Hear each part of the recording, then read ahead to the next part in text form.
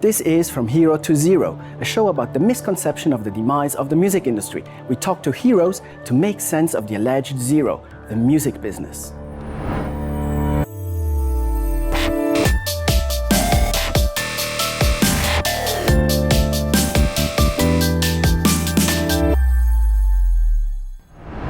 Hi Frank, how are you? Good, how are you? Very good, thank you. Getting up from this, this is the third week and 2 days into the tour, and that's why this is coffee. Well, this isn't coffee now, this is just tea for my voice, but it's going really well, man. So glad to hear. Yeah. And well, first of all, congrats to the new album, For All Kings. Thank you very much. Important question. Yeah. It's one of the most successful albums in Anthrax history. Yeah. In times. Thank you. Exactly. And thank you. Well, and thank you as well. Yeah. And in times where the music business seems to be in a certain way declining. Yeah. How did you pull that off? Well, first, it comes, and look, it takes a lot of work. I mean, we're very, very fortunate. We know how lucky we are that this record, For All Kings, is really connected with a lot of people. They're living the songs, which all you can do as a songwriter is try to write something as a fan that you think other fans will connect to. And I think, thankfully, and I say that thankfully, I think we've really done it on this record. When people say 35 years into our career that this is our best record, a lot of people say that, and thank you for that. My God, it's so fulfilling to hear that. It really is. So all we want to do now is make whoever hasn't heard the record, we go on tour and to the masses and try to make everybody an Anthrax fan. At least give one song a listen. So when we play these big festivals, last night we played Hellfest, insane. Tomorrow night we play Grass Pop. Tonight, so we're in Switzerland tonight, playing a rare headline show. So we're pretty busy, but we're very, very happy about the results, what's going on, and we're booked touring-wise and well into next year. Into next year. Great. Yeah. As we were mentioning before, the music business is certainly declining. Bands don't sell as much anymore. Yeah. How do you define success as a band or an artist? Just, you know what, and to go on your point from before, the music business, yes, because illegal downloading, let's face it has killed the business. It really is, but it really has. But my thing is, if you really want to do this, and I talk to the younger players out there, because we need that next generation of players to come up, because I rally around that, because I want to, if I can do anything to inspire you to pick up an instrument and write that next great riff, please do, because we need that. I want to see that. I have a 10-year-old son. I want him to have music in his life. I want it to be into whatever music he's into, whether it be metal, rock, whatever. But I want music to be in people's lives. So I think it's very, very important. So the only way you do that is after it all cycles, it's all cycles. The cycle will come around again when people get hungry to buy music and find another form, I hope, of ways to get it. And I believe in supporting bands and buying a record. I believe if a band works hard to write a record, you should support that band. And look, it's not that much money to buy a record, let's face it. I say record, but your download, not your illegal download, your download, it's not that much money. If you think about it, it's a couple of cups of coffee at this point. So it's really, one hand washes the other, really. Sure.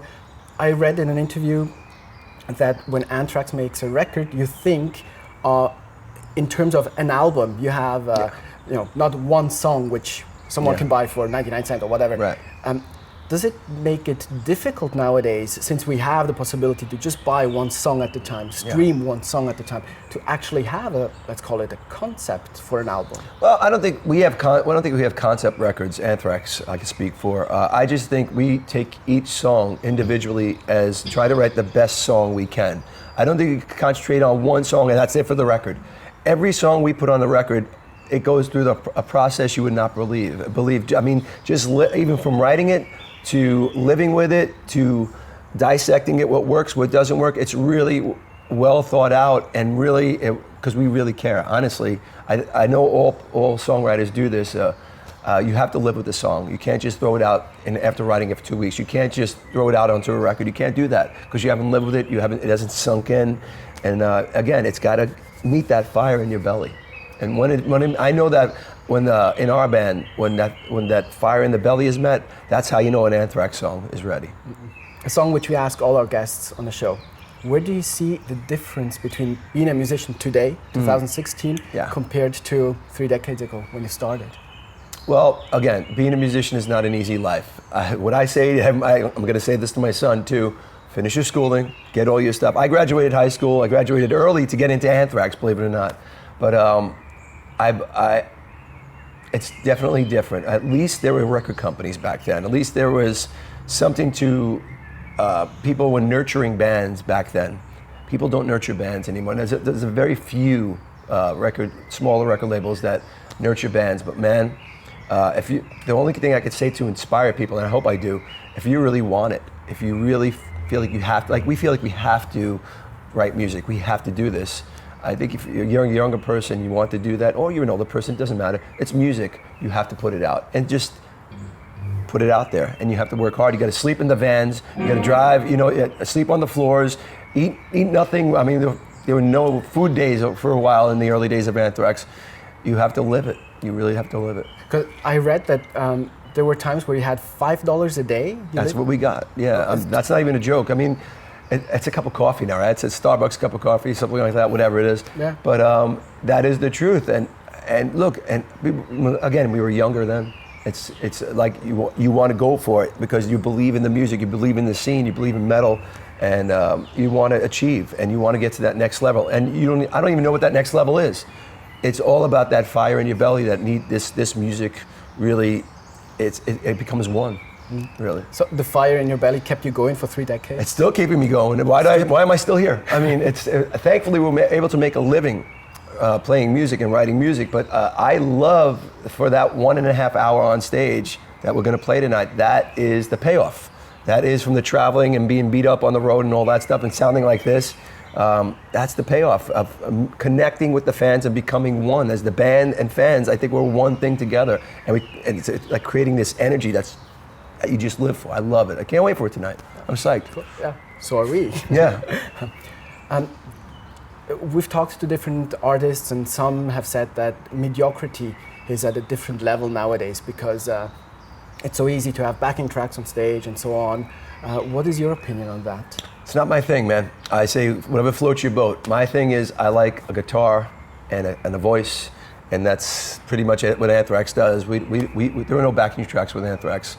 I think we work pretty hard, Joey and I, to get the harmonies and vocals to where they sound right. And I mean, whatever floats your boat. If you want different bands that do that, I don't see that in a negative thing, but it's just not what gets me about a live performance. I want to see a lot. I like if I screw up. I kind of like if I'm cracking, or if I have a cracked night, say you have a hoarse voice like I do tonight, something like that, let's laugh and have a good time. It's playing music, it's not working music. I want to have a great time. This is some of the best performances from some of my favorite bands I've seen that were live, and maybe it was a bad note or something like that in some of my favorite bands. I loved it, and I still remember it. Not that there was a bad thing, it was my time with that. How cool was that it's so live that they can make a mistake and they're human. How cool is that, right? Exactly. As a musician, you give workshops or clinics. I do clinics, sure.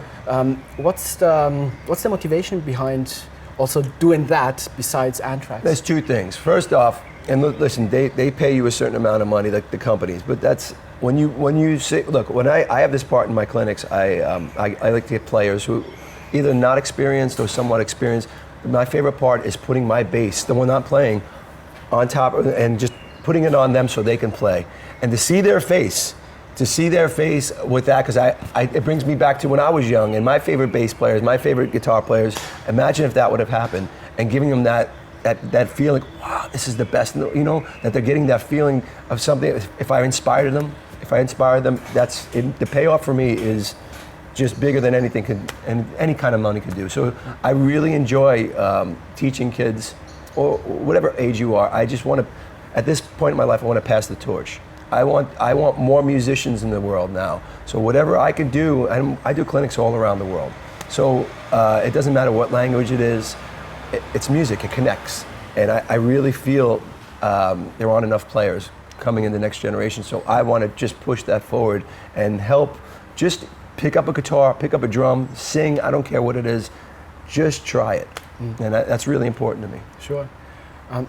So many wonderful music legends have passed away in the last couple of years. This has been a really bad year, specifically 2016. Right, Yeah. right.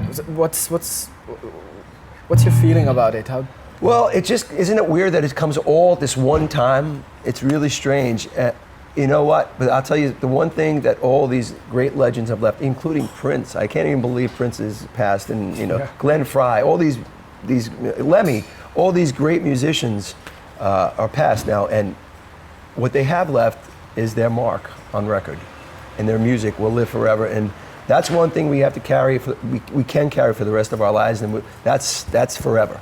And so that's one thing about a musician. You have something forever that's on vinyl, tape, whatever you want to call it, CD. Your music is still alive. Always will be.